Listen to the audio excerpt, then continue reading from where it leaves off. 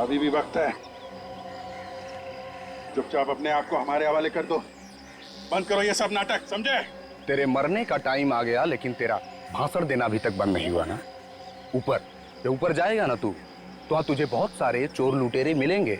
उन्हें ही बैठकर सुनाते रहना अपनी ये कहानियां। हमें मारना क्यों चाहते हो? क्योंकि जब तुम दोनों को तड़प तड़प कर मरता हुआ देखूंगा, तुम्हारे अंदर जो बदले की आग है ना, वो शांत होगी। बदला? कैसा बदला? हाँ, तुम लोगों ने मेरे भाई को फांसी के तख्ते पे चढ़ा दिया और हम कुछ भी नहीं कर सके।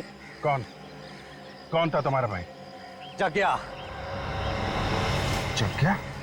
जग्या तुम्हारा भाई था?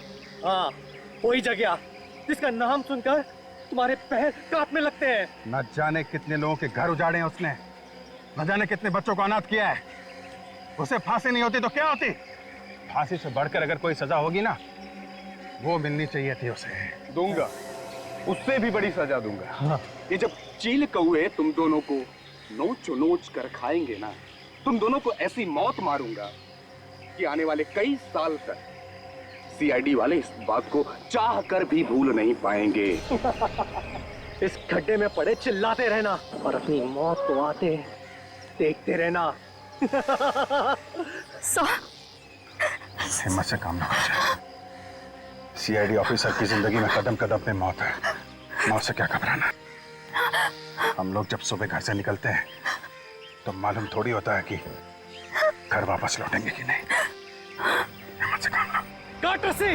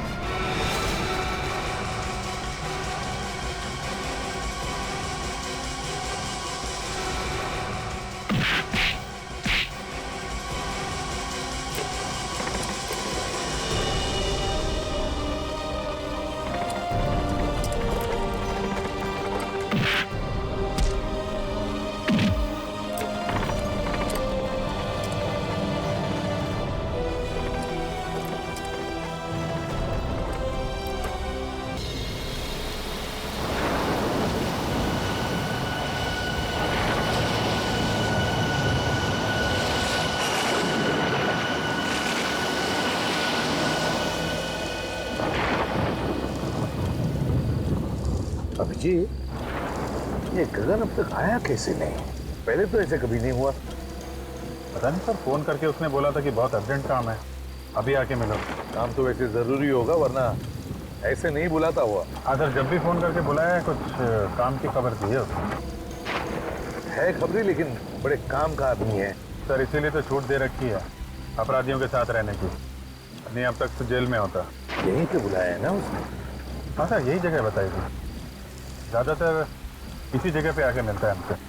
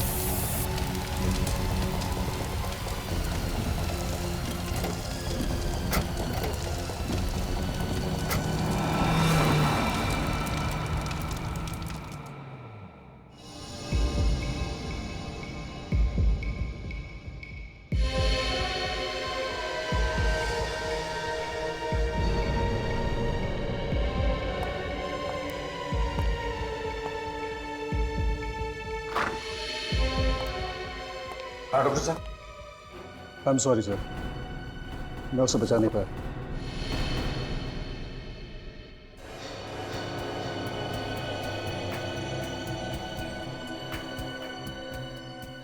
लेकिन डॉक्टर साहब, जब हम इसे यहां लेकर आए थे तब तो ये जिंदा था ना? नहीं सर, इसकी मौत पहले ही हो चुकी थी। हार्ट ने काम करना बंद कर दिया था। शरीर गर्म था, इसलिए हमने कोशिश की शायद बच जाए। सर हो सकता है बिजली कड़कने की वजह से हार्ट अटैक वगैरह आ गया। नहीं सर, एक्चुअली इसकी मौत की वजह कुछ और है। क्या? इसकी मौत की वजह कुछ और है? जी सर। क्या क्या वजह हो सकती है? अब ये तो ठीक है, कोई बात नहीं। अभिजीत, बॉडी को फोरेंसिक लैब लेकर चलते हैं। डॉक्टर साळुंखे ये बताएगा क्या हुआ है।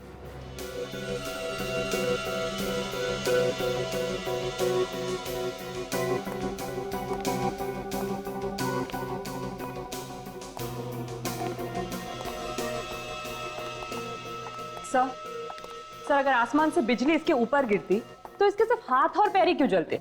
इसका तो पूरा का पूरा शरीर जल जाना चाहिए था ना।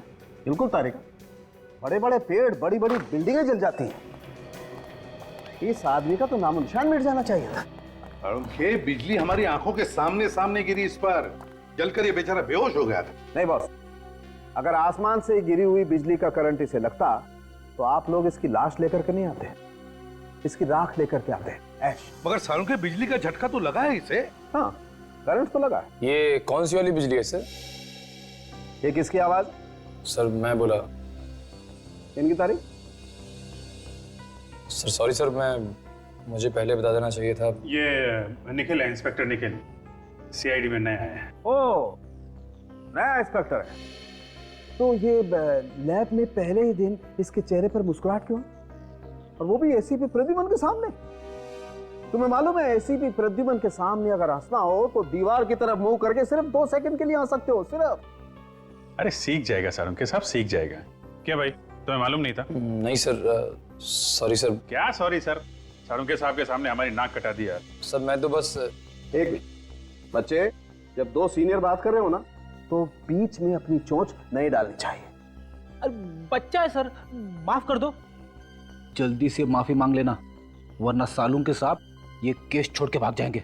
मैं जब जब यहाँ पे आता हूँ मुंह को ताला लगा के आता हूँ। ओह अच्छा, तुम कब से सुधर गए फ्रेडी?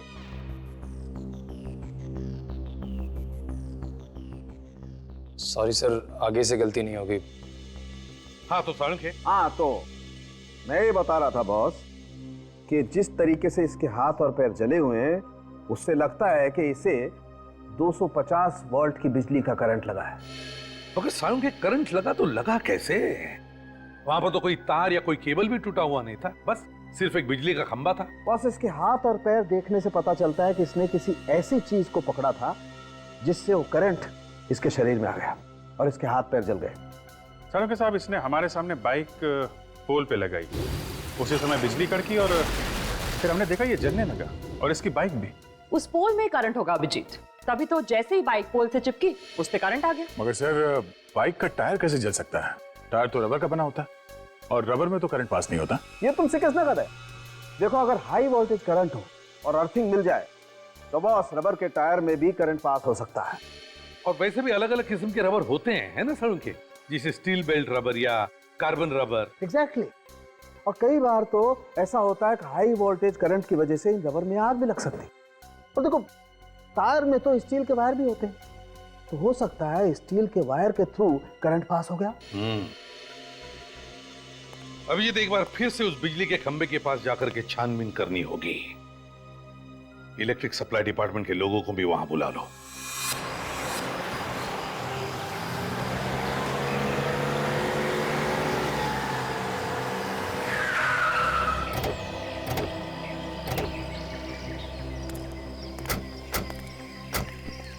आ जाओ जल्दी, चेक करो खंबे को।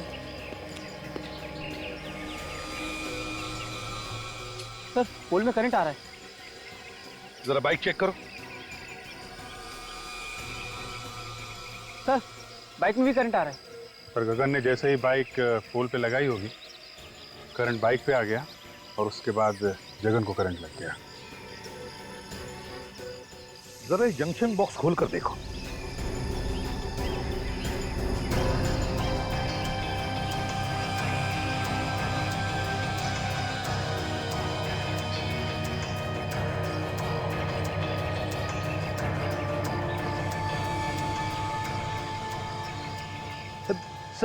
ये देखिए, बाइक का स्टैंड खराब है, इसीलिए गगन ने बाइक को खंबे को लगा के रखा होगा। सर ये देखिए, ये वायर कटे हुए हैं और पोल से जुड़े हुए हैं सर। इसका मतलब है कि जानबूझ के काटा है और ये खून है सर। खूनी जानता था कि ये गगन हम लोगों से हमेशा यहीं आके मिलता है। अभिजीत खूनी ये भी जानता था कि गगन की बाइक का स्टैंड खराब है और फिर गगन इसी खंबे पे आके अपनी बाइक लगाता था जब वो हमें मिलने आता था। हो सकता है सर, शायद खूनी अच्छी तरीके से जानता हो गगन को।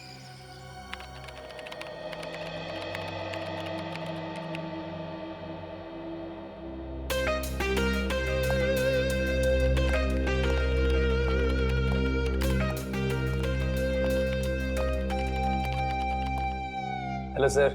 हेलो। निखिल, तुम अभी नए हो, अभी तुमने फ्रेडी का कमाल देखा ही कहां है। ये लोग अगर सारा केस मेरे ऊपर छोड़ दे तो इस केस को मैं ऐसे ऐसे चुटकियों में सॉल्व कर दूं, चुटकियों में। सर वैसे भी मैंने आपके बारे में बहुत कुछ सुना है सर।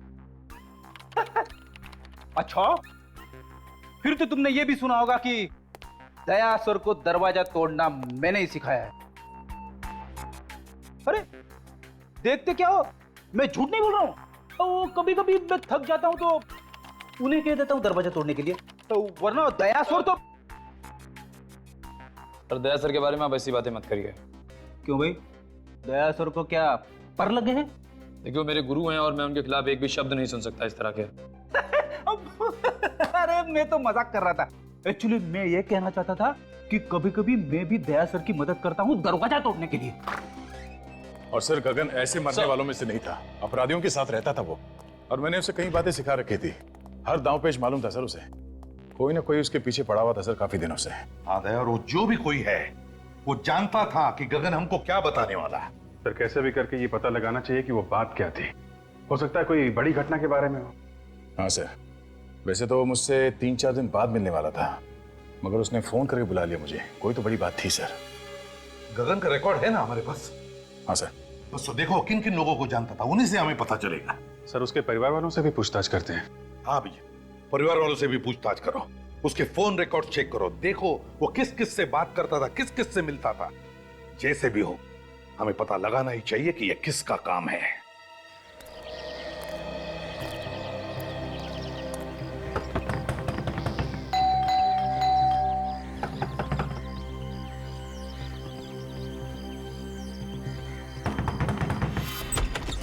क्या है? हाथों में चींटियां हैं क्या? काय को बार-बार दरवाजा खटखटा रहे हो? वो गगन यहीं पे रहता है ना? हाँ, यही रहता है, लेकिन घर पर नहीं है वो। खाली पीली नींद खराब कर देते हैं। कितनी बार समझाया उसे कि कस्टमर घर पे मत बुलाया कर, मत बुलाया कर। देखिए हम लोग कस्टमर नहीं है, हम लोग सीआईडी से। सीआईडी? साहब आइए ना, आइए साहब।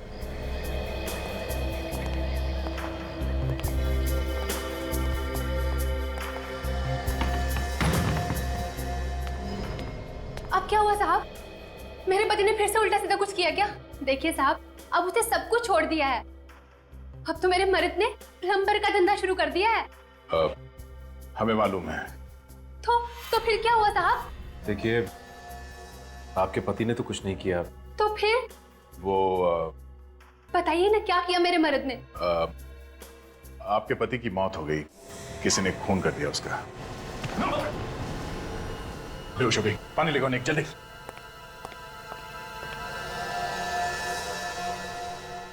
सलमा बर्दाश्त नहीं कर पाई बेचारी।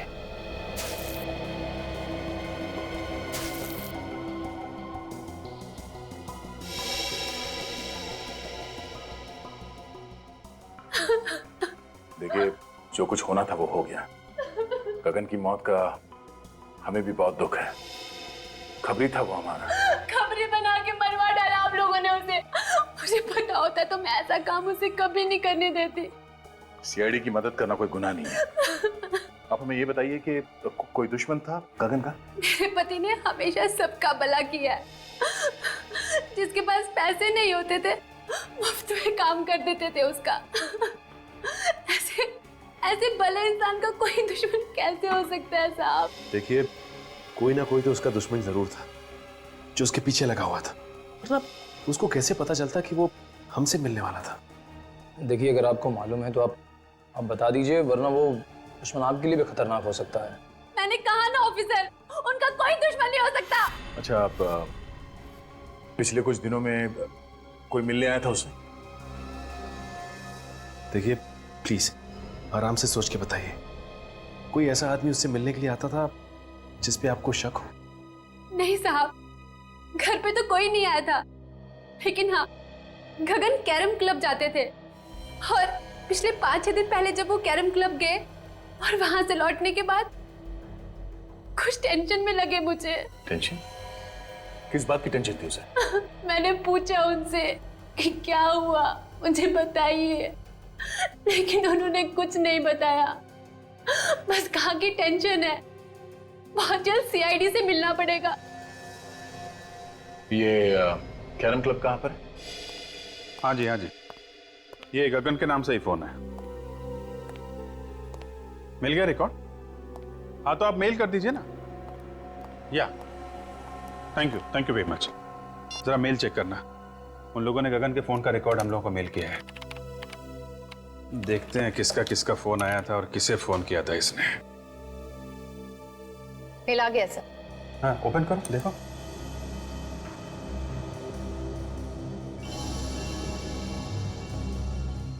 ये नंबर तो, ये देखा, कई बार फोन आया इस नंबर से। हाँ सर, 20 बार आया है। 20 बार? हाँ दया, क्या खबर?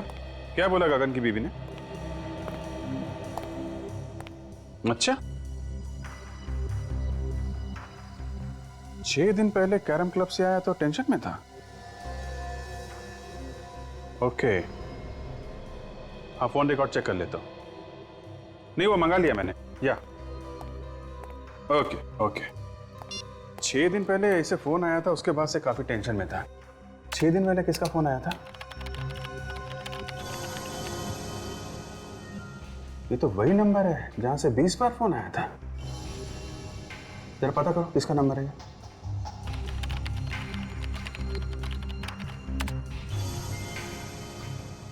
सर ये एसटी पुलिस स्टेशन का नंबर है। क्या? एसटी पुलिस स्टेशन का?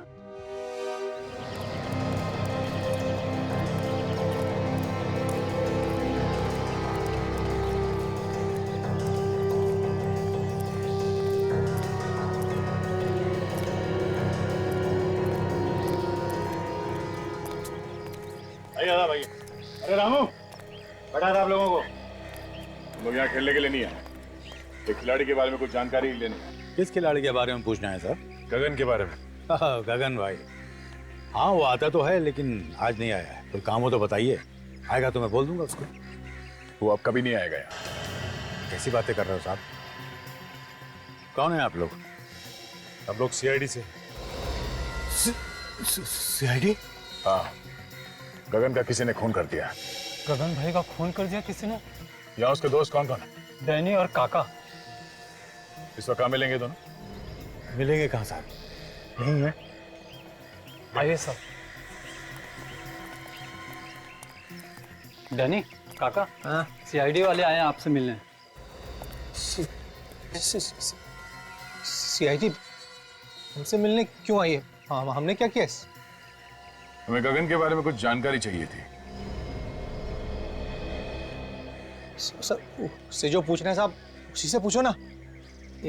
आप गगन को उसके घर से बुला के ला। किसी को कहीं जाने की जरूरत नहीं है, जो कुछ पूछा जाए उसका साफ साफ जवाब दो, बस।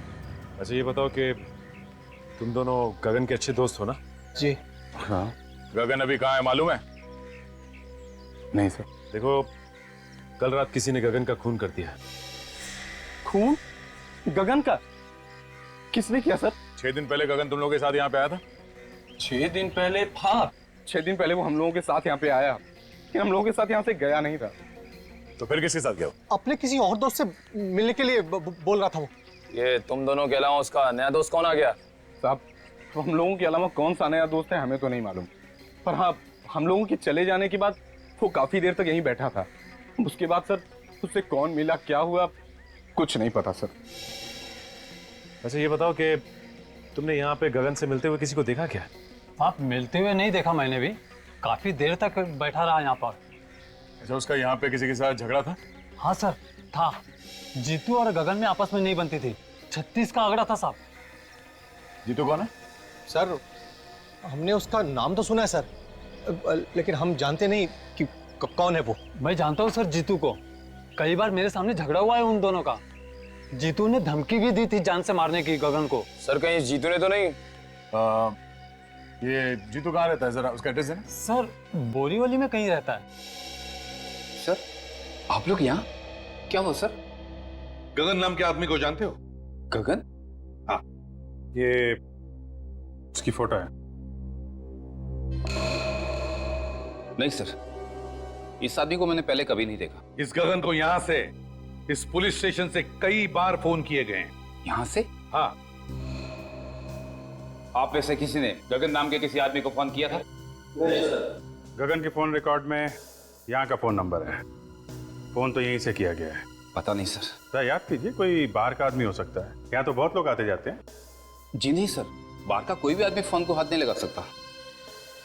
फिर तो कोई यहीं का आदमी है जो खूनी के साथ मिला हुआ है। अगर तुम में से किसी ने गगन को कॉल किया है या उसके बारे में कुछ भी जानते हो तो मुझे बता दो, अभी भी वक्त है। नहीं सर हमने नहीं किया।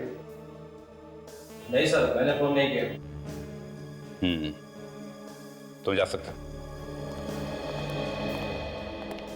सर ये तीनों नहीं बढ़ते हैं, मुझे उन्हीं पर शक था। कोई बात नहीं, अगर कुछ पता चले तो हमें बता देना। Okay sir. तो बिना फोन किए तो नंबर आएगा नहीं, और ये लोग कह रहे हैं फोन नहीं किया।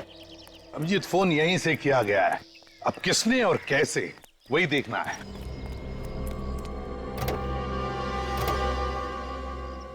सर हाँ सर, लगता है पता चल गया कि फोन कहां से किया गया है। अच्छा कहां से?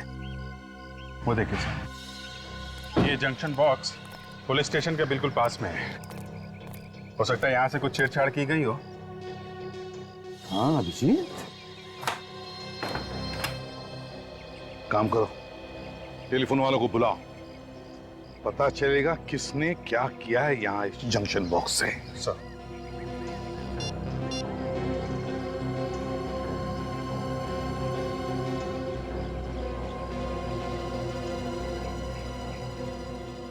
इस एरिया के सारी टेलीफोन लाइंस इसी जंक्शन बॉक्स में जुड़ी हुई हैं। हाँ सर। तो जरा पुलिस स्टेशन की लाइन चेक करो, देखो किसने कुछ छेड़छाड़ किया है क्या।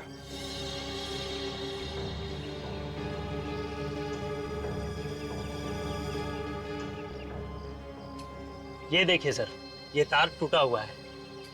तो इसका मतलब है अभिजीत, खूनी ने इस वायर को तोड़कर दूसरी वायर लगाकर फोन किया और फिर पहले जैसे ही जोड़ के रख दी है। मगर सर इतनी सारी लाइंस जा रही है यहाँ से, तो फिर खूनी को कैसे पता चला होगा कि कौन सी लाइन पुलिस स्टेशन की है? हो सकता है टेलीफोन डिपार्टमेंट का कोई आदमी मिला हो उससे। नहीं सर, आप हमारे ऊपर ऐसा इल्जाम नहीं लगा सकते। तो फिर ये कैसे हुआ? ध्यान कैसे नहीं गया तुम्हारा? ताला टूटा हुआ है, वायर कटी हुई है। सर हम लोग महीने में एक बार चेक करने के लिए यहाँ पे आते हैं। पिछले महीने आए थे तो सब कुछ ठीक था सर। तुम लोगों के अलावा कोई और आता है ये चेक करने के लिए? नहीं सर, ये एरिया हम दोनों ही देखते हैं। अभिजीत, एक बात समझ में नहीं आ रही है, खूनी ने यहीं से फोन क्यों किया? शहर में इतने सारे पीसीओज है, जंक्शन बॉक्सेस है, यहीं से क्यों? सर हो सकता है खूनी इसी एरिया का हो, आसपास का रहने वाला। इस एरिया में तो जीतू भी रहता है जो गगन को जानता है, कहीं उसी ने तो फोन नहीं किया? काजल, ये जीतू गगन को सिर्फ जानता नहीं है, बल्कि उसने उसे जान से मारने की धमकी भी दी है। जान से मारने की। जीतू से मिलना पड़ेगा अभिजीत।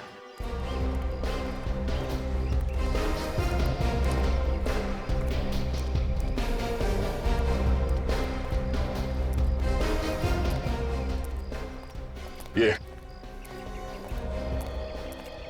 अरे दादा, ये जीतू यहीं पे रहता है ना? हाँ यहीं रहता है। है क्या वो घर पे? क्या मालूम होगा, जाके देख लो।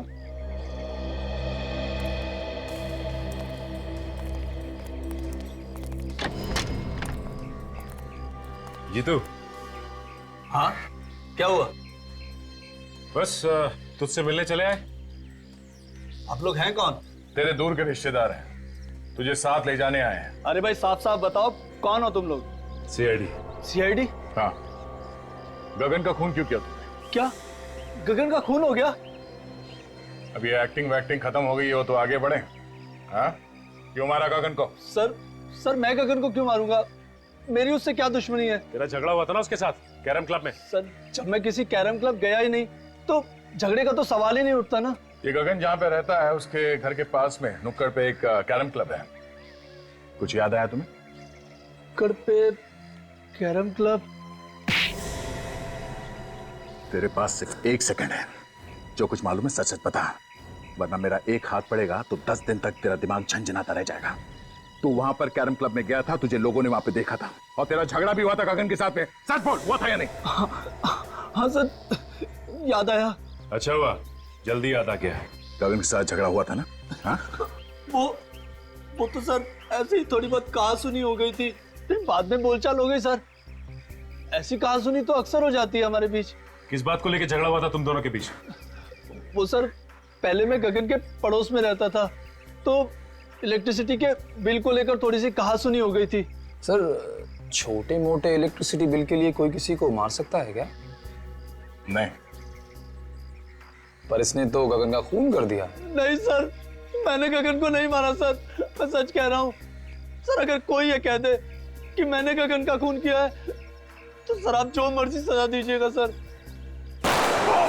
सचिन! सर आप ठीक है ना? किसने गोली मारी? गोली लगी तुम्हें? सर वो रहा सर।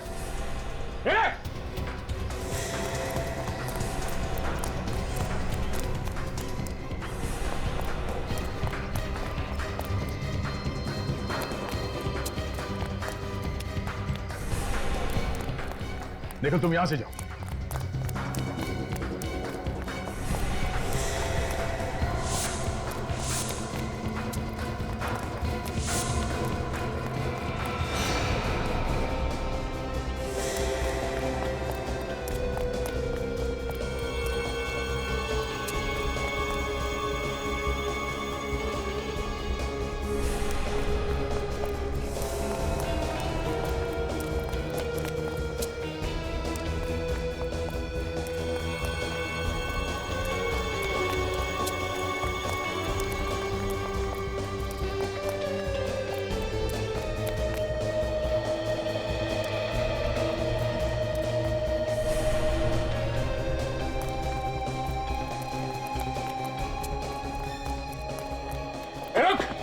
रुक जा।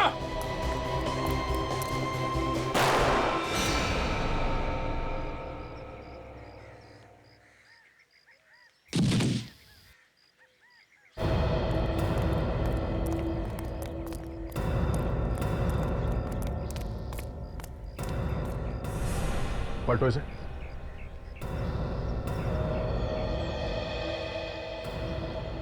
सर इसके तो सीने में गोली लगी।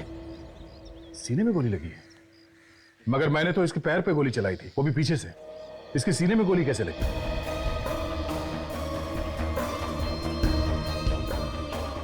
हाँ सर, अगर पीछे से गोली लगी होती तो इसकी पीठ में कहीं कोई निशान होता, लेकिन पीठ में कोई भी निशान नहीं। सचिन, किसी ने सामने से गोली चलाई है। देखो आसपास कोई छुप के बैठा है क्या?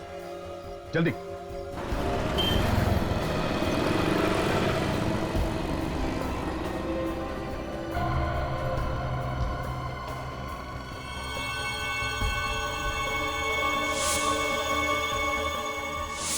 कैरम क्लब का नौकर? कैरम क्लब का नौकर जीतू को क्यों मारना चाहता था?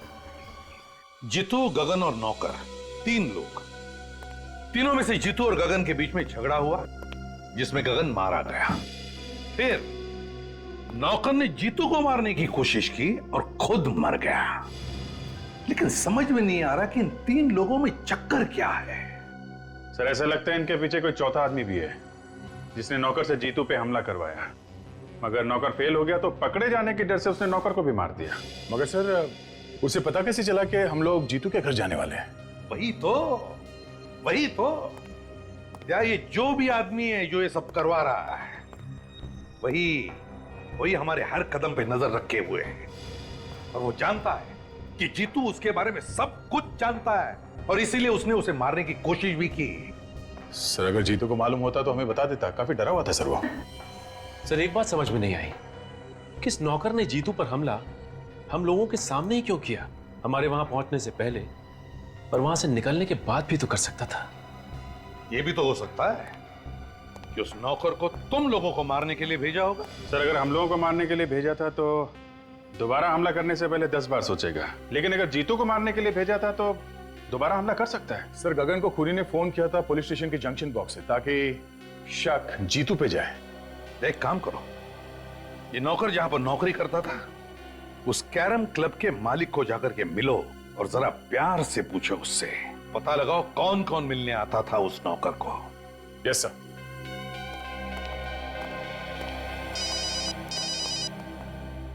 हेलो,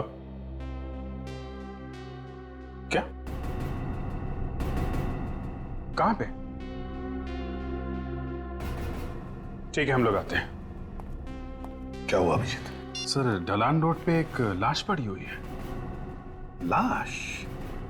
जब तुम्हारा नौकर तुम्हारी आंखों के सामने इतनी गड़बड़ कर रहा था तो तुम्हें भी कुछ मालूम होगा ना? हाँ? मिला हुआ है नौकर के साथ में तू भी? धंधे की कसम साहब, वाकई मुझे उसकी करतूतों के बारे में कुछ नहीं मालूम साहब। जब तुम्हारा नौकर यहाँ पे 24 घंटे पड़े रहता था तो मालूम कैसे नहीं? नहीं साहब, 24 घंटे तो नहीं रहता था, कभी कभी बाहर घूमने फिरने भी तो जाता था। उससे मिलने के लिए कौन कौन आता था यहाँ पे? साहब मिलने तो बहुत से लोग आते थे, लेकिन ज्यादातर गुंडे टाइप के लोग होते थे। ओह, तो गलत कामों में पड़ा हुआ था, इसीलिए उसका खून हो गया।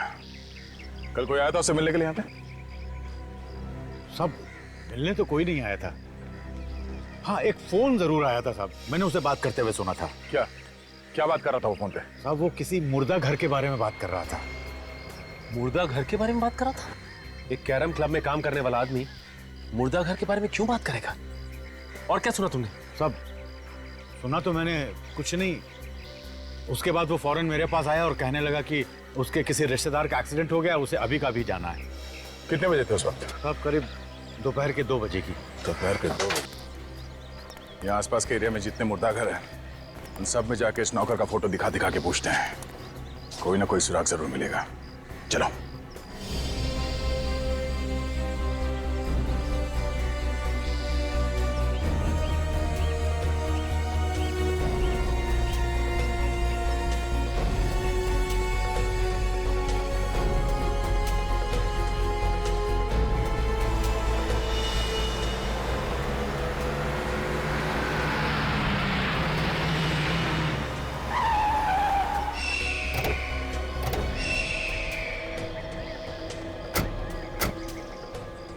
जिसने फोन किया है वो भाग गया है। यही तो प्रॉब्लम है, लोग पुलिस के पचड़े में नहीं पड़ना चाहते। सर एक्सीडेंट का केस लगता है। लेकिन ये सड़क इतनी दूर है काजल, और यहाँ आसपास टायर का कोई निशान भी नहीं दिख रहा है। लगता तो नहीं है एक्सीडेंट है। तो सर ये लाश यहाँ लाकर डाली गई है? हो सकता है। बॉडी को अच्छी तरीके से चेक करते हैं, देखते हैं मौत की वजह क्या है।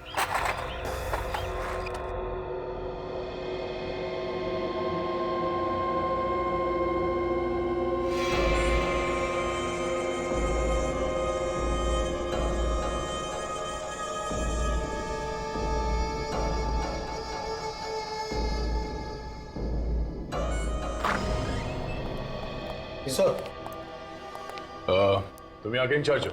जी मैं यहाँ की देखभाल करता हूँ। और आप लोग? हम लोग सीआईडी से। आप लोगों को भी पता चल गया उस लाश के बारे में? लाश के बारे में? हाँ, आप उसी लाश के बारे में पूछताछ करने आए ना जो चोरी हो गई? चोरी हो गई थी? हाँ चोरी हो गई थी, उसी के बारे में। साहब मेरा विश्वास करो साहब, मुझे पता नहीं साहब वो अचानक लाश कैसे गायब हो गई। लोग झूठ बोल रहे हैं साहब कि लाश मैंने चुराई है। मैं लाश क्यों चुराऊंगा साहब? तो फिर किसने चुराई लाश? मुझे पता नहीं साहब। पता नहीं मतलब? इस जगह की देखभाल तुम ही करते हो ना, तो तुम्हें कैसे नहीं पता? सर कोई इसको बेहोश करके लाश को चुरा कर ले गया। मुझे ये इस फोटो को देखे, यही आदमी था क्या वो? साहब मुझे किसी ने सिर पे पीछे से मारा साहब, मैं उसका चेहरा नहीं देख पाया साहब। कितने बजे हुआ ये सब? यही कल 2:30 बजे के करीब साहब। सर ये काम पक्का रामू ने किया है। हाँ सर। सर ये कैरम क्लब का मालिक बता रहा था कि रामू वहां से 2 बजे निकला और ये जगह वहां से 20-25 मिनट की दूरी पे है। पर रामू ये लाश चुराएगा क्यों? करेगा क्या वो इस लाश का? वैसे वो लाश थी किसकी? सब ये एक एक्सीडेंटल केस था, तो इसकी शिनाख्त नहीं हो पाई थी। लाश की फोटो तो खींची होगी? हाँ साहब, फोटो है हमारे रिकॉर्ड में। ठीक है, फोटो लेके आओ। जी।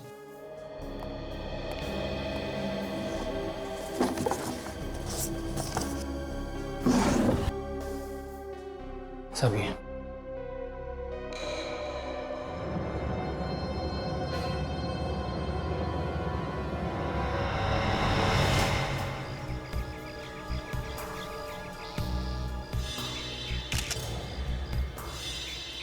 तो ये एक्सीडेंट का ही केस, लेकिन ये एक्सीडेंट यहाँ नहीं हुआ है काजल। ये कैसे पता चला सर? एक तो ये लाश काफी दिन पुरानी है, दूसरा अगर एक्सीडेंट यहाँ पे हुआ होता तो यहाँ जमीन पे भी आसपास खून पड़ा होता, लेकिन जमीन पे कहीं भी खून नहीं है। खून सिर्फ इस बॉडी के ऊपर है और इसके चेहरे पे, और कहीं भी खून नहीं। ये क्या है?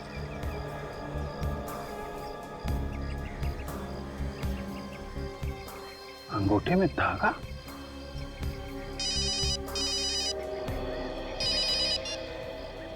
हाँ सचिन बोलो। क्या मुर्दा घर से लाश चोरी हो गई?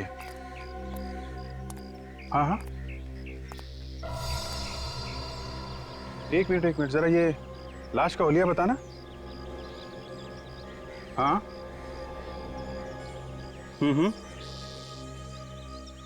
यार, जैसा हुलिया तुम बता रहे हो वैसी लाश हमारे सामने पड़ी हुई है, और इसके पैर पे धागा बंधा हुआ है, वो जो मुर्दा घर में बांधते हैं ना पैर पे नंबरिंग के लिए, वैसा ही। हाँ, एक्सीडेंट की लाश है। ओह,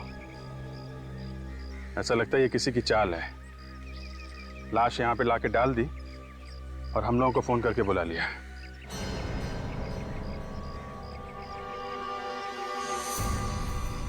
हेलो हेलो, अभिजीत साहब। हे! मोबाइल।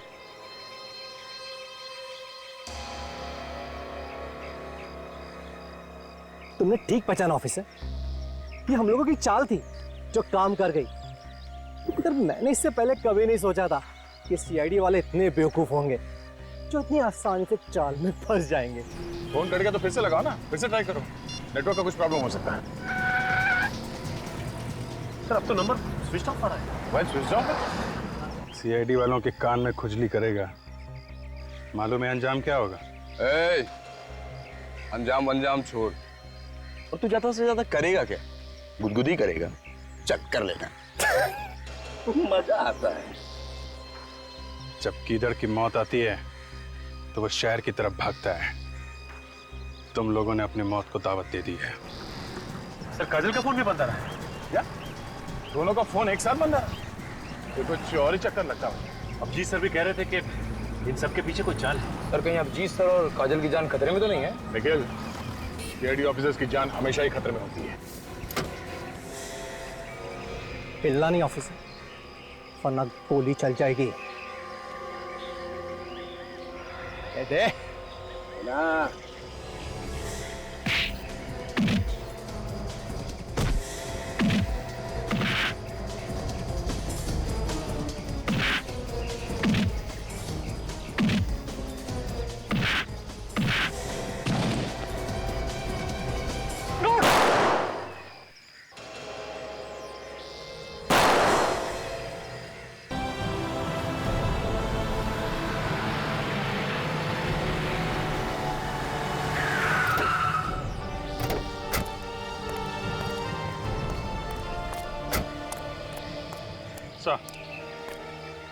ये दोनों जग्या के भाई हैं, पूरी सीआईडी टीम से बदला लेना चाहते थे। सीआईडी वालों से बदला? कभी सपने में भी मत सोचना, समझे? अब जेल में बैठकर बदला लेना अपने भाई की मौत का। तुम दोनों को तो फांसी होगी, फांसी।